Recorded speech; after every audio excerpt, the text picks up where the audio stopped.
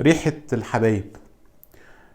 ريحة الكلب عند كتير من بني البشر غير محببة بالمرة، ولكن انا ما اقصدش الريحة اللي هي بتنتج عن النظافة او عدم النظافة. انا بقصد الريحة اللي بتنتج عن الروح الطيبة الطاهرة اللي بيتمتع بيها الكلب.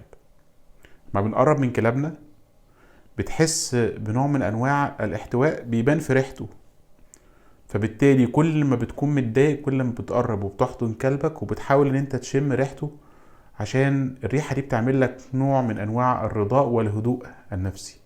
فريحة الحبايب هي موجودة عند كلابنا، وهو على فكرة عنده نفس الموضوع، بيشمك وبيعرفك وبيهدى وبيفرح اما بيشم ريحتك. فريحة الحبايب دي ما يعرفهاش ناس كتير.